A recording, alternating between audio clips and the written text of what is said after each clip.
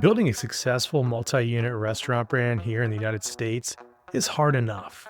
I mean, going from one unit to 5 to 20 and beyond takes all different kinds of skill sets with an ever-growing team that has demands that span more than just wearing one hat.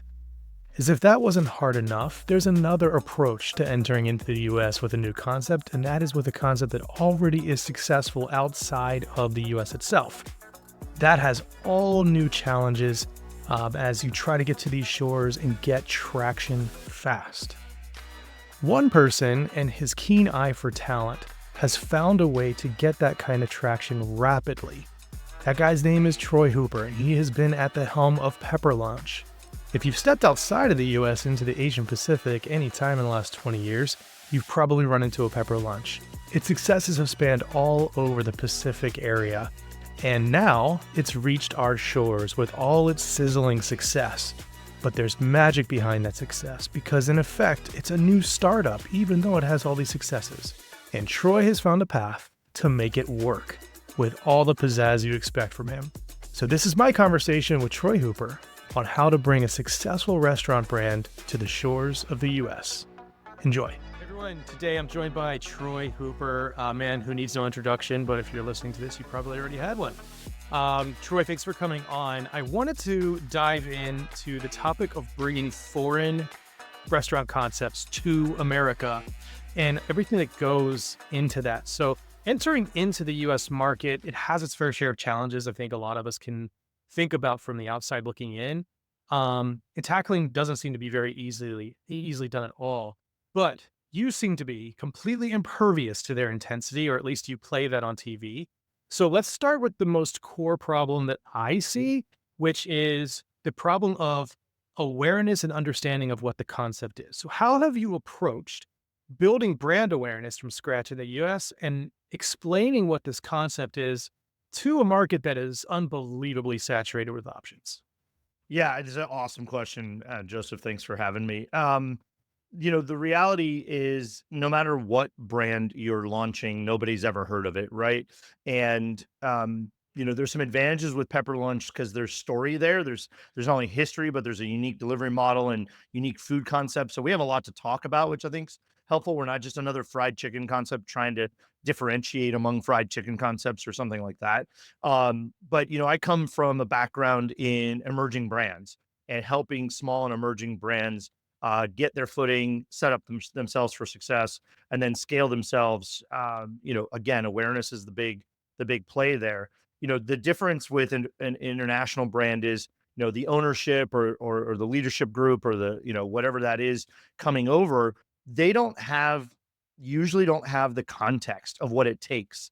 They don't really appreciate and understand the expense that it takes, the time that it takes, the internal understanding of the American market and the differentiations between American markets. How you bring a brand to market in California versus New York versus Middle America versus the South. There's a lot of things that are the same, but there are some definite nuances that how people eat, the cadence, the what they spend, where their value, convenience, those things all play a little differently. So it's sort of those unknowns to the foreign company owners or operators or brand teams that really has gives them a challenge. And Pepper Lunch is not immune to this. The founding ownership group failed multiple times in multiple markets to try to open corporate stores.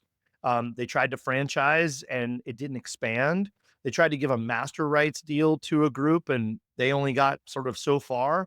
And again, all of the parties in that conversation were not Native American business people. They weren't from here or had done this before. And so that's what ended up being sort of the opportunity for them when the brand was bought by private equity in 2020. It took them a couple years to find my boss and him find me. And but he was U.S. educated. He went to Dartmouth and had spent Hmm. years here in the United States and had done business here before. And he had the basic understandings that were necessary to appreciate sort of what it would take, but didn't actually have the network or, who are the vendors, who are the lawyers, who are the accountants, who's the equipment company. You know, you have to have some experience to be able to stand something up and scale it quickly, and have some chance at success there. So, it is that sort of unknown that you really have to find the right people that understand what needs to be done here to have a chance at success. And by the way, I say it that way because it's never assured, right? We're all Right. fighting for the same thing, and there's a lot of competition in the United States. As big as the market is, which is what they love to talk about, is how big the market is. What it takes to penetrate that market at scale is a very different game than a homegrown regional brand that is going to grow concentrically from wherever they were founded.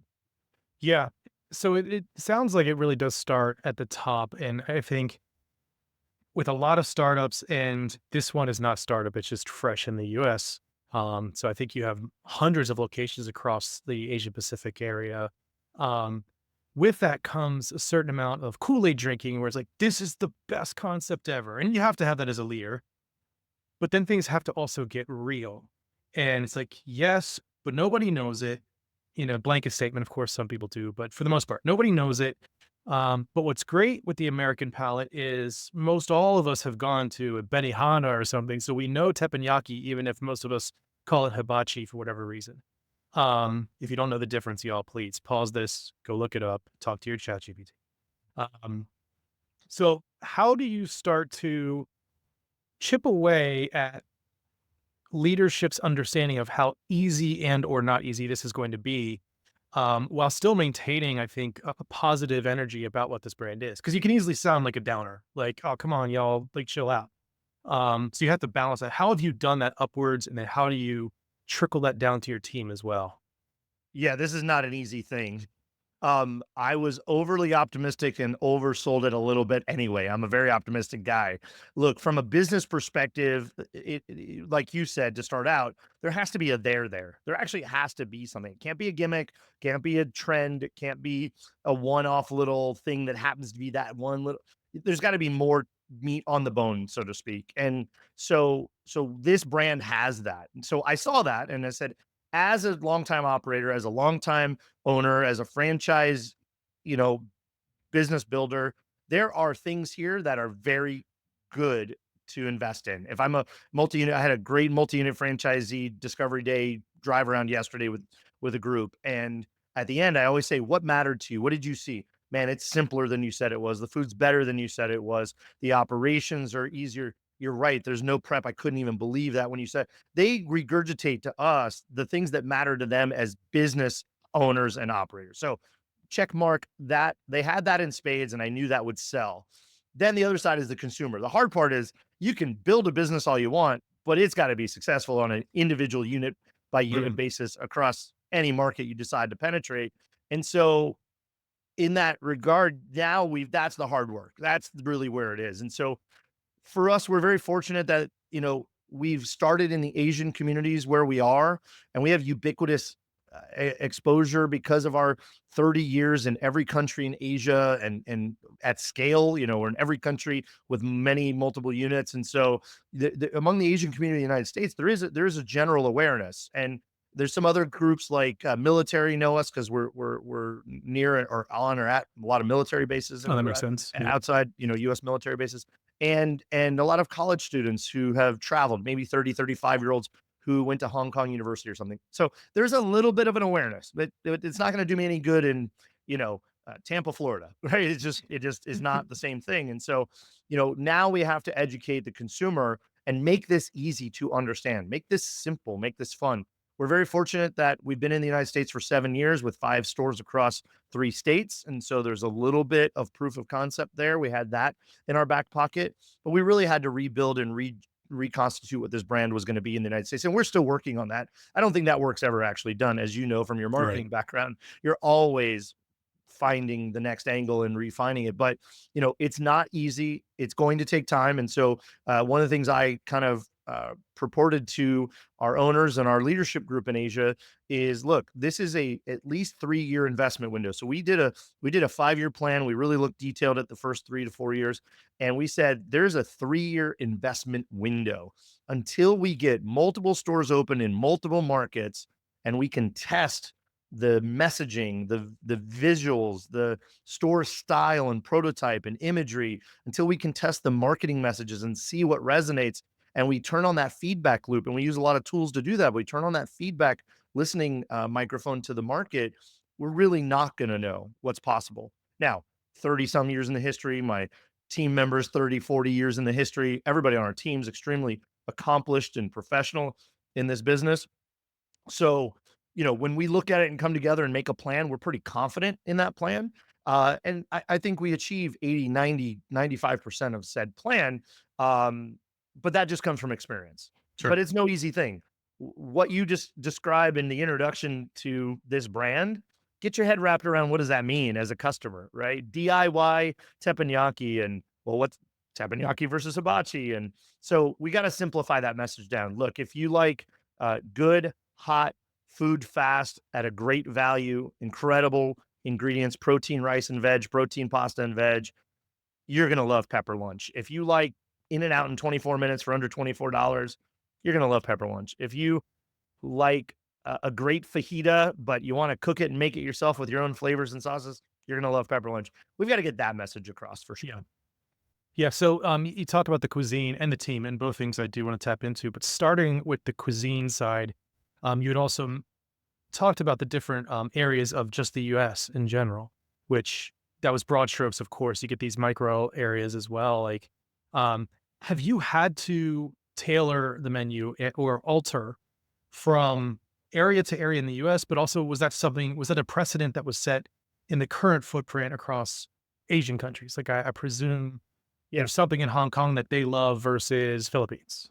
Yeah, that's been this thing about the brand that I really appreciated, and that's a two-part question. I'm going to answer it in two parts. In Asia, about 20% of the menu in every Asian country is localized, right? So in the Philippines, there's a Mhm. lot more sauce, a lot more gravy-like, a lot more cheese. The Philippines love a lot of cheese, a cheesy, gooey kind of Mhm. mix. Absolutely. In Hong Kong, some slightly different flavors, more of the traditional Chinese flavors. Worldwide, we do a great gongcha sauce, kimchi style, beef pepper or pepper rice, any protein pepper rice. And that's ubiquitous, but that doesn't play in every country. That's not Mhm. popular in, say, Singapore or other countries. So yeah, we do about 20% localization, I would say, or customization to the local flavor profiles. I would say in that regard, we don't abandon our model. We don't abandon our core product or principle. We just flavor it to that, right? We just add that ingredient or that sauce or that spice to that region, but we keep it our core product. We're not there trying to recreate a local dish on our hot plates, so to speak. In the US, I'll say this because we don't have any proof. We don't have any knowledge, right? Our existing franchisee, who was the pioneer in the United States, had we thought a few too many steaks, but because they had gone all American. We do have steaks. We have great steaks, but they had like 5 steaks. We really only needed 3 steaks because Mhm. there was not a lot of differentiation between a couple of them. Price point or portion or style wasn't far enough to sort of justify that diversity. So we simplified that. Early on, the conversation was, should we do some things that would resonate more with Americans? And when we say that, it's Caucasian Americans. Sure. Let's not mince words about who we're trying to appeal to in mass here. Um, and should we have broccoli and mashed potatoes? And I was vehemently opposed. No, no, no, no, no, no, no, no. They're going to go to Texas Roadhouse for that. Okay. They don't think of pepper lunch. The reality is in the United States, and this is true worldwide, I think, but this is a drum I've been beating for a long time. I think the best chance for the highest level of success over the longest period of time is stay true and authentic to what you are and who you are for. Do not try to be everything to everyone. Do not conform because barbecue's popular in, the Midwest and Kansas and things. We don't need to do barbecue there. We're not going to compete with the existing barbecue. So Mhm. let's not try to. We're not trying to attract barbecue people. We're trying to attract people that want to experience. So I think authenticity is the most obvious thing when it's real. And I think it's the most obvious thing when it's bullshit.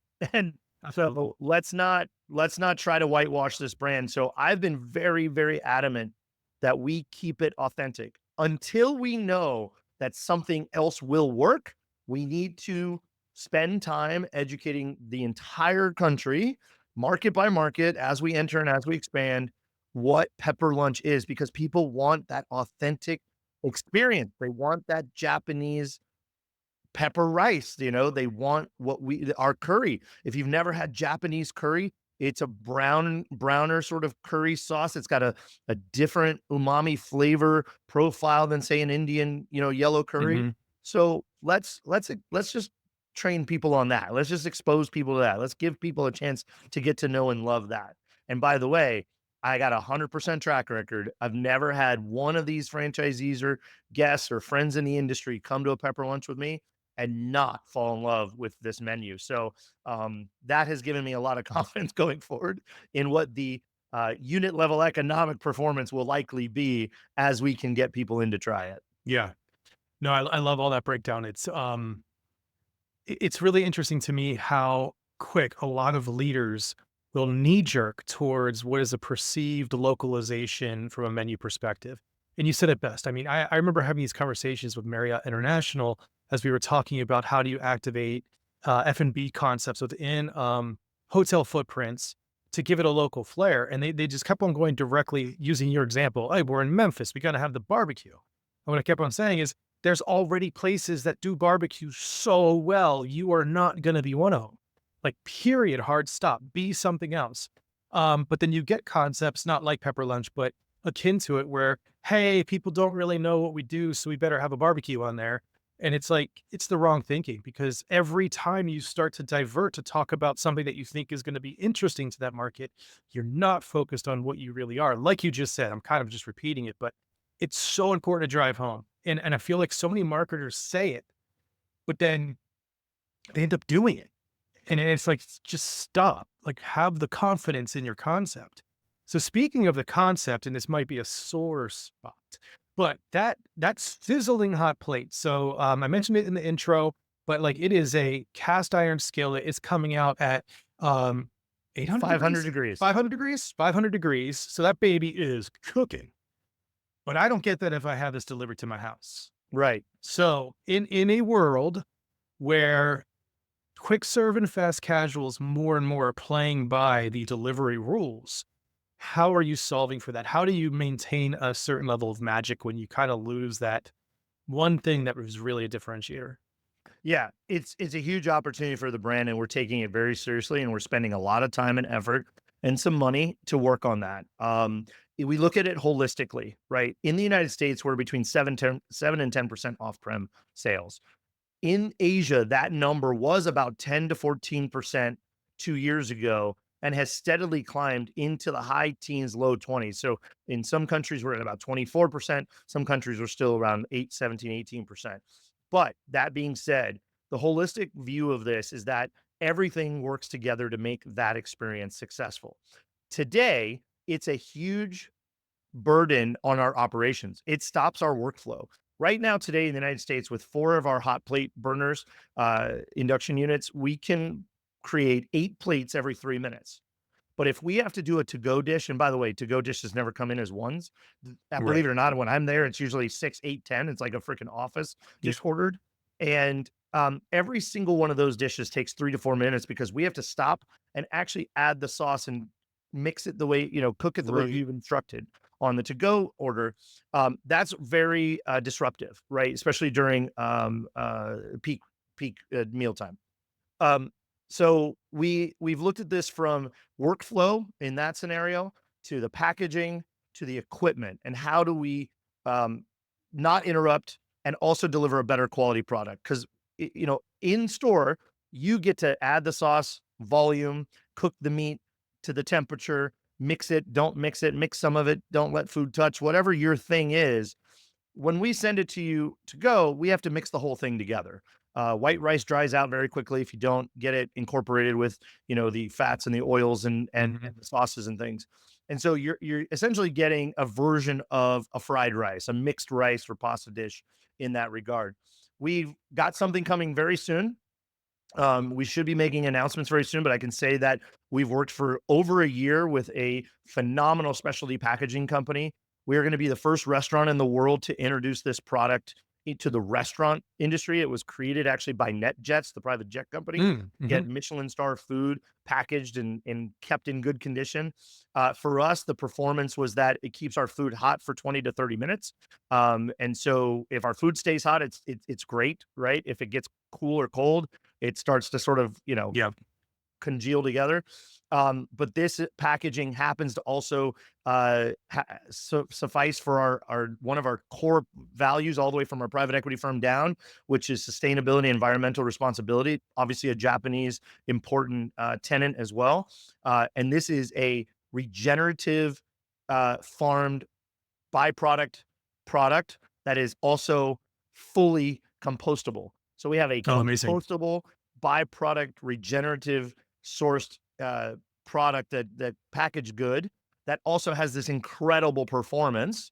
And it also is going to come in a very cool form factor that has never been seen before. So we got some stuff. And then on equipment, we're working, we're testing, we're R&Ding these rotating kettle walks, these iron cylinder time, temperature, and speed Mhm. controlled programmable units, and we're working with those to pre-program and get see how good can we make these, and have one person be able to be in a third make line in the back of the kitchen, isolated, doing all the to-goes from there, not interrupting our in-service, flow. So, and look, we want not only delivery by third party, but we want to really encourage takeaway.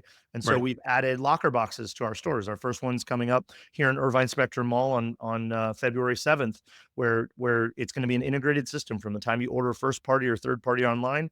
It's gonna go to our KDS. It's gonna get made on our third make line. It's gonna go in this great packaging, and it's gonna go in a locker box to keep it warm and secure for you or your driver to come get it.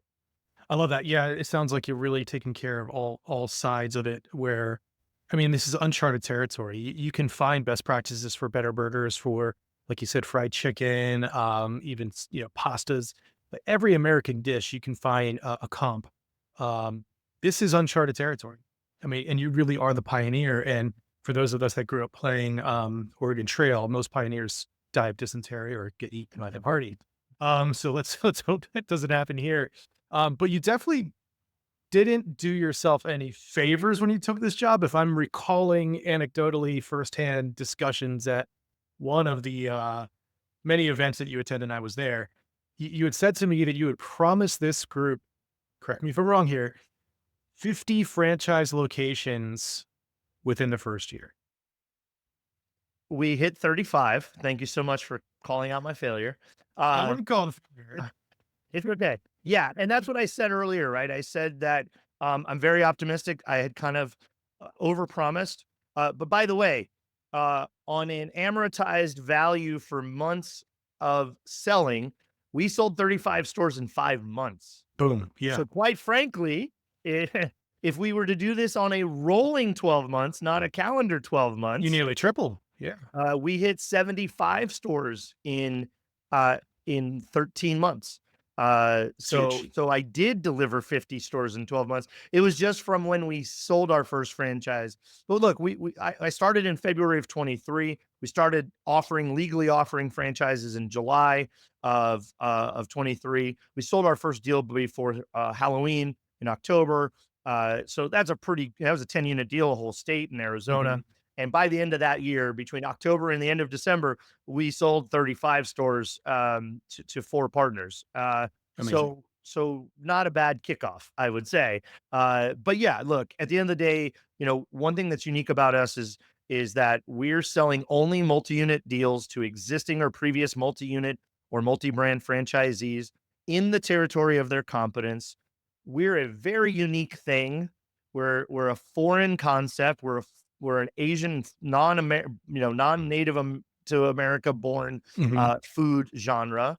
And so that's a barrier, right? That's like there's education that has to happen there. We have great metrics with great numbers. This is really easy to operate. This is all the great things, but at the end of the day, there's also tremendous competition. If you're that franchise group and you're in three or four brands, you got a 50, 100, 150 stores across those brands, you could be a franchisee of anything. Right. You got your Right. choice. Yep. And for us to come along and even be in consideration is incredibly humbling. and I'm very proud of having that opportunity. And we're only laddering up. We're only talking to larger, bigger, longer, fancier, more well-resourced groups every day. Right. But we set our bar very high, minimum of 5 units, all fees paid up front. You have to build 5 stores in 3 years, not 5 stores in five. So we're being very aggressive, but that's sort of setting the bar for the type of partner we're trying to work with. And look, if we were selling individual units, probably would have sold 300 by now. But the Sure. reality is we want to have this long-term, high-quality relationship with these experienced operators because we want individual store performance to be phenomenal. We want the experience for the customer to be incredible. We want great, trained, and loyal employees for the long term. So we're playing the long game here. Yeah, it's great. I mean, you're playing the long game, but so shifting out of the actual concept and more to your position and bringing this to market. I follow a ton of restaurant leaders on LinkedIn. I'm connected to a bunch. That's a weird flex, but here we are. Um, you have, I gotta say, you probably are the most prevalent on LinkedIn. And it's not just because you and I connect often. I mean, your content is solid, it's out there. Um, you're doing things that I think a lot of marketers would suggest you do, but a lot of like CEOs and presidents just don't do, which is you have a podcast. You're out there discussing things. You're doing video recordings of you interacting, of doing walkthroughs. You're showing all of this insider track, which is the yes, yes, yes. Like these are I see it happening. I'm like, this is what everyone should be doing. He's nailing it. This is fantastic. This isn't me just kissing ass. Also, you somehow avoided the dreaded, the eye-rollingly horrible, "Here we grow again" post. Thank you for that. Uh, to make it even stronger, you have one of your team leaders, Paul, who's the absolute LinkedIn meme king when it comes to restaurant Yeah. memes. So from outside looking in, it's like this guy has all the time in the world. Apparently, he's not very busy, or that's a joke. And somehow he has found this magical one-off guy that also can meme like there's no tomorrow. Give us the magic, man. What would you say to other leaders to get to the level that you're at, without, of course, hindering the power of what you're doing? I don't want you to give it all away. Have no shame. Look, at the end of the day, I said very early on, and I say regularly, we are still have a long road ahead of us to figure out what pepper lunch in America is. Meaning, it's it's visuals, it's audio, it's voice, it's attitude, it's personality, etc. So we have to test, we have to play, and I'm a big believer in building in public, and I wish I was doing more. I say to myself all the time, I write down ideas on the notes, like I need to we need to get out there and show them this. And there's a lot that I still want to show that we haven't shown. And we're in the middle of building multiple stores. So I got to get out there and get that in the process. Paul's helping with that. But the answer is don't be afraid. Like, what's there to lose by showing inside baseball? I want everybody to win. Nobody's taking any ideas from me and running past me on the we're not running the same race. We're not in on the same Yep. track. So you do you and I do me, but it's people resonate with people. If you want them to like your brand, they got to know who's doing what in the brand. And so I encourage Paul does a lot of content. I've been pounding into my other team. Get in there, get in front of that camera. Let's go. Be a part of this process. So I just don't have any ego. I'm not ashamed to look silly. I don't worry about missaying a word. Um, there's not much we don't want to show or talk about out there. And I think it creates an awareness, a different level of awareness, a different connection. And if I want multi-unit franchisees to trust me, trust my team, trust this brand, trust our owners, we've got to show them what we're all about, and we got to be transparent. We got to be honest. We got to be authentic. Not just out there BS pounding of the chest. Look, I love sharing our accomplishments, but you'll see me comment all the time, or I'm asking people how they're doing, what they're doing, or how did they achieve that. I'm on the phone with executives of all levels and all kinds of brands every day. I have no problem, saying, how'd you do that? Like, what are you Right. doing? Like, what are you thinking? We have a lot of This is a great industry, and since COVID particularly, man, as you know, like whether you're at a conference or a summit or just on a podcast or on a round table, I do a lot of round table calls for the same reason, idea sharing. Like, I want to Yep. hear what people think about the thing I'm thinking about. Am I crazy? Am I on my own island here? Oh no. There's a bunch of people doing that or doing some version of that. So anyway, that's sort of a long answer to um I have a really loud mouth. So I've been told my whole life, boy, you talk a lot, you got a lot to say, your volume is very high. And by the way, when you're trying to promote something you truly believe in and you're extremely proud of, and you have one of the hardest working groups of people out there doing it with you, it's pretty easy to pick up the megaphone and blast it to the world. Yeah, man, that's the right way of putting it too. I want to highlight your suggestion of not being ashamed or stop worrying about it. I see that all the time. I've had people ask me like, "How do you just go up and talk in front of people? How do you do this?" And my answer is really simple. I think I'm an idiot, and they're like, "No, seriously." I'm like, "I'm serious, man. I'm pretty convinced that I'm stupid. And if someone comes up to me afterward and says, 'Hey, man, you sounded really stupid,' I won't be surprised or offended." Yeah, And honestly, do I really think I'm an idiot? No, but at the same time, let's not take ourselves so serious. Let's be unafraid to make mistakes. And I think if you're unafraid to make a mistake, then you're unafraid to apologize for the mistake and you're unafraid to learn from it and move on. And absolutely. I think that's something that's lacking in a lot of folks. We also have this almost like a fugue of old school thinking in brand, in marketing, in leadership that it just seems to hang on not just our industry, but others, but specific to ours. Ours is a people industry. It is a people industry. And yet we have so many leaders that hide behind this logo and are unafraid to be themselves. Um, Meanwhile, they're creating their own brand anyway, whether they realize it or not. And if you stay hauled up behind that logo, that proverbial logo, and you're only putting out pre-approved PR posts on LinkedIn, like you're not really going to get a lot of traction except for people that want your business and they're going to suck up anyway. Um, so I love that. I love that perspective. I love that you're encouraging your team to do it. We're all adults here, and I think most of us know that there are certain things you can't go out there and say on behalf of a brand, or you would probably be in jeopardy of losing your job. So with that checkbox marked, like go have at it. You know the brand, you know the vibe. Like don't stop. Yeah. Um, Yeah, and look, let me add on to that. yeah, We talk about that a lot. Look, you set the guardrails, and quite frankly, all I said was we do not play or get near um, any kind of tropes or stereotypes, even cute, not no, like, yep, and look, that's just my personal thing anyway. Um, and I trust everybody on this team to love and care for this brand and understand what we're trying to accomplish. I am not shoving in front of you.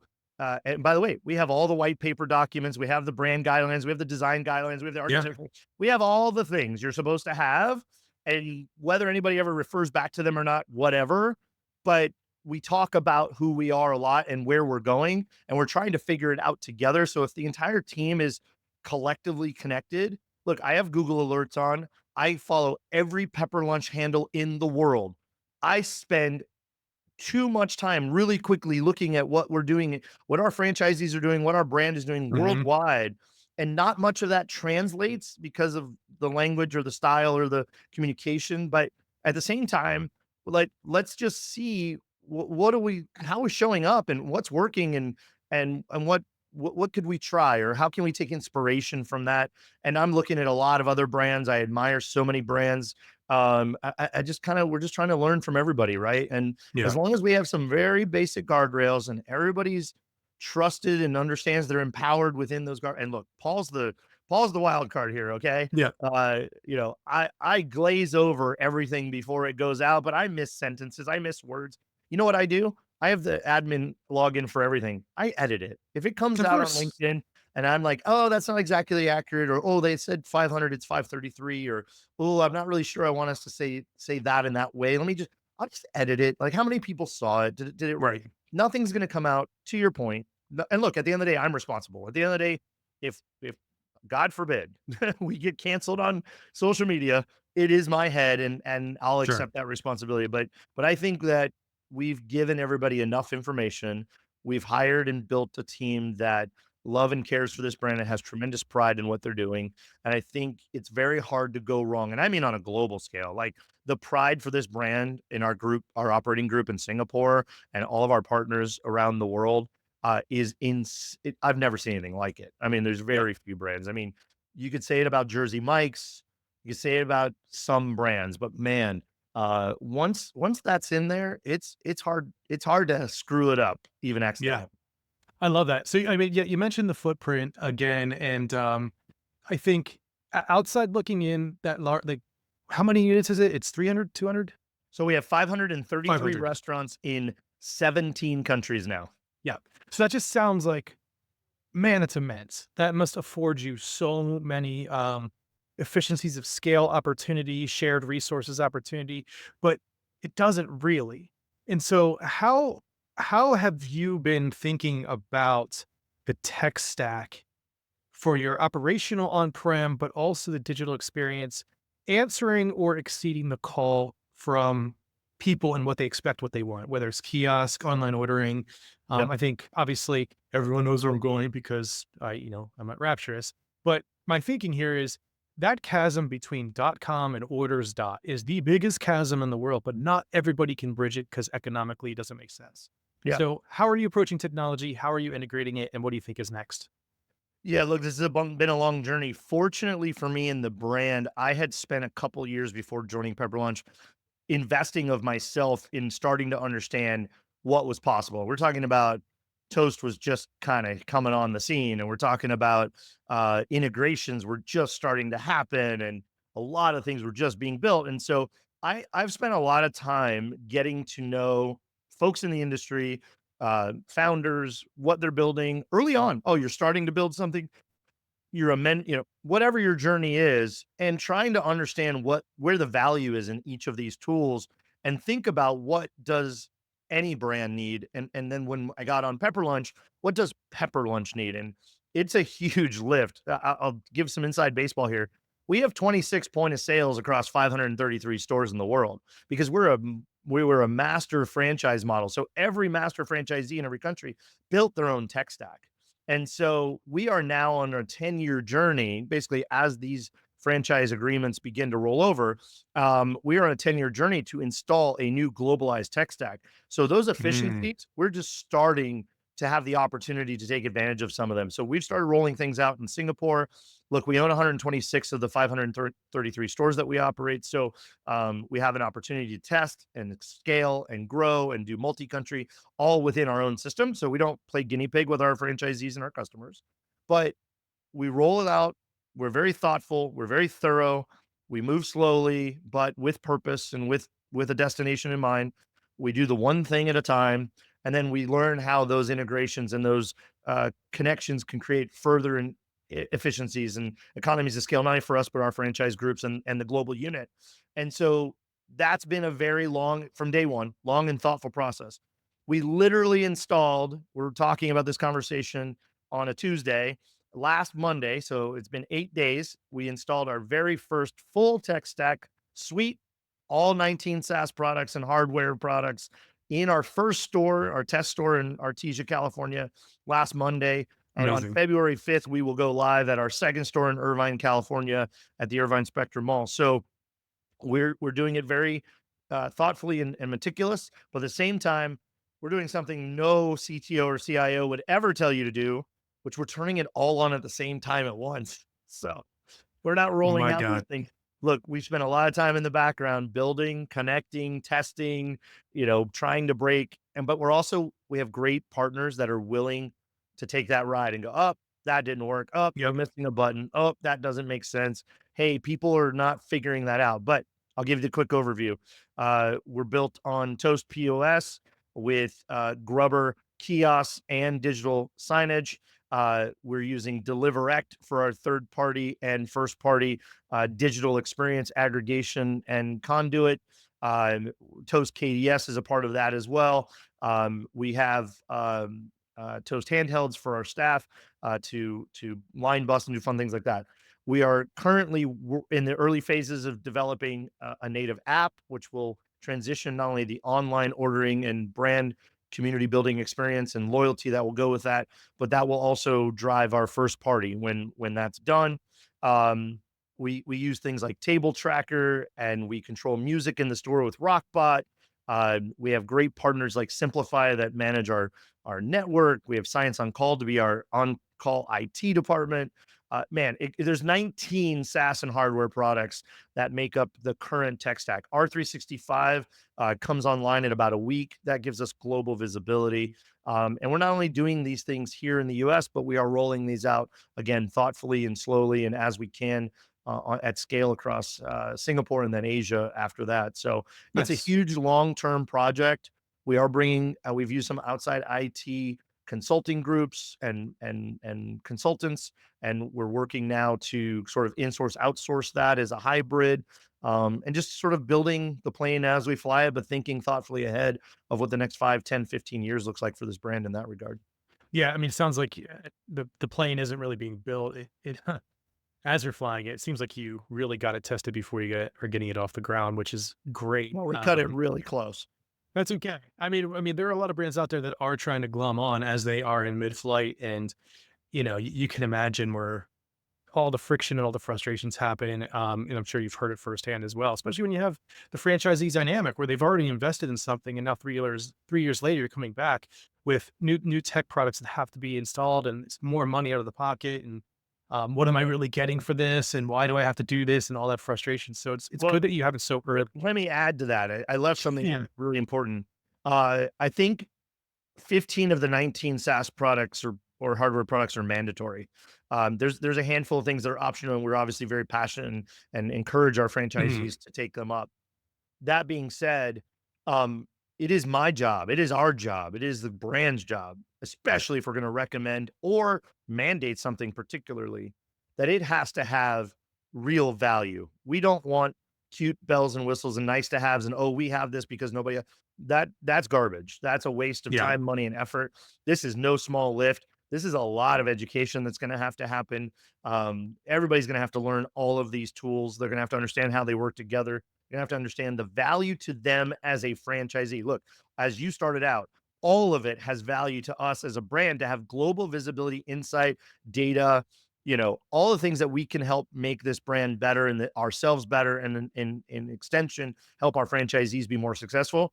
But if any one of those tools or any combination of those tools don't have real articulated, measurable value to their business, their customer, their employee, their back of the house, their accounting department, whatever it is, then we have failed. And that is a huge North Star and why we have spent so much time. When we think about one of these tools, solutions, or products, we talk to everybody. We talk to every single one, and we talk to them Yeah. multiple times, and we really think it through. And by the way, we get disappointed and we have to make changes, right? We've Right. already had to make a major switch, and we've already been disappointed, but it's about partnership. I heard somebody on stage a year or two ago, can't remember who it was, a great leader on a stage and said, and it might have been Danny Meyer, but it's about partnership. Right. Oh, I know exactly who it was. I apologize. It was the COO of White Castle when he was talking about Okay. Flippy, the robot. It's never going to go perfect the first time. It's never going to go perfect all the time. But if you have a good partnership and you have a good relationship, and everybody's in it to win together, then the franchisee, the franchisor, the team members on both sides working together, and whatever that solution, whether it's a point of sale or accounting service or inventory management, if you have a good relationship with them, then everybody can work together to solve it. It's just never going to be perfect. It's never going to go perfectly. And everybody's going to have a different angle on the value of it. So Mhm. we have to make sure we solve for all those things. And you're just never going to be able to do that up front. You're just going to have to refine it as you go. Yeah, I couldn't have said it better myself. That's one of the things that we talk about. So many, this is me taking a dig at agencies. There's so many agencies out there that offer what we offer, which is full custom front end integrated with all the different parts to create a seamless experience. And it's rah, rah, rah, bang the drum. And then they also talk about, I've heard some say we're hospitality first, blah, blah, blah, blah. But what I do know from firsthand conversations with their clients, either past or present, it, it comes down to this is launched and they're fantastic. And then it launches and there's fireworks and then it dissipates and hospitality's gone. because the agency doesn't want to hear that this button actually didn't work the way they thought it would. And I think that's the magic of the way things need to operate today, especially in tech and martech specifically, is we all need to have our eyes open for what people are telling us with their wallet and their taps and clicks. We can make all the educated guesses. We can use data to help drive it, but the truth out there is when it's launched, are they tapping where we wanted them to, or are they finding a different path? How do you make it faster, smoother, easier to use, and more intuitive? And that's the key. So none of that can really happen until after you've launched, which is why we are so focused on not just the fireworks and leading up to it, but for us, day one is the day after. Now let's get into it. Let's see how our people are using this. Let's see if they're messing up. Let's see if they're getting friction. Iron it out, iron it out, iron it out, and make that thing smooth. So I love hearing that from all the other aspects too, like kiosks, digital boards. Let's be smart about this. Let's be pragmatic. Let's use data where we can, but let's also commit that this is not going to be perfect, and that is okay. It's a Um, giant guess. We've already, as you can only imagine with the kiosk, we've already started amending it. We're already before we launched the digital menu board, we said we got to refresh this. This is guess number one. This is what we're putting out day one. None of us think it's the most spectacular experience we've ever seen, but we got to get it out there. We've got to learn from it. We got to mhm, start somewhere, but it's all about checking audacity, leaving ego at the door, working as a team, and accepting that your partners as franchisees, your partners as customers, and by the way, please don't forget the employees. The employees of these stores right. have been the most helpful partner in the entire conversation because they Yep. do it every day. They touch it every day. They listen. They watch the struggle of the consumer using the tool or going through the journey we've prescribed for them, right? We cannot be friction laden across the process. So we have already changed a ton of little things in the kiosk a week into it. I got a Mhm. call this morning from Mark, my COO. Hey, cool if we add this button because what we think is going to happen at it. Of course, whatever. Right. Don't cause friction, make it easier, give them Yep. the choice, make it simpler. Yeah, you just have to be you just and by the way, from a franchisor perspective, God forbid any major large brands are listening to this. I've seen it. I experience it. There's a brand I won't call out that nobody touches the damn kiosk, and I'm not talking about McDonald's. Um, it it's such a bad experience, and Yeah. they kept the cashier in place, so why would I? Why would I queue up and go through that process when I can just custom my order at the counter with the cashier? Look, you Right. can't shove something down somebody's throat and assume that you know it all and you've created the best thing ever, and this is the only way to do it. Perfect recipe for failure. So, Well, and uh, paradigm shift too. I mean, we've mentioned ChatGPT a couple of times on this conversation, but with the adoption of something like ChatGPT and other AI models, the expectations and the behavioral paradigms also shift. So, what worked last year as an intuitive flow is changing right before our eyes. The expectations of people are changing right before our eyes. And I think the restaurants that step up and say, this isn't just a checkbox to be funded slightly and then put to bed. It is a line item in our operations that will never go away because paradigm shift, behavior shift, learnings are constantly happening, and you have to always be iterating and innovating if you're going to stay ahead. And I think if you start to look at all the bankruptcies that we've seen and all that stuff, you can start to see that while it's maybe not causation, it's definitely correlation and it's definitely a reason. And that is just behind the ball, never a full commitment. Like this is a full commitment era now. And it sounds like what you've done is you've started to see the convergence need and you have it convergent. That's fantastic. So I'll leave you with this. It's the best idea you're ever going to hear. We need a video series called Will It Sizzle? And it's kind of like Will It Blend? So I'm not a genius here, but Will It Sizzle? And just try to sizzle everything. I want to see it on LinkedIn and I'm excited. I I'm gonna get more ideas from you on that. I love it. I commit to doing it. Let's brainstorm the first handful of things to get me going, and once I'm on that bike, I'll pedal my way towards the to the goal line. So, I love it. thank you so much. Yeah, thank you for sharing not just not only your time, but just all your insights and your humble attitude and approach to all this. I think there's so much to learn. Definitely follow Troy on LinkedIn, and if you see him walking around a trade show, be sure to tap his shoulder. He's probably wearing a lightish blue blazer.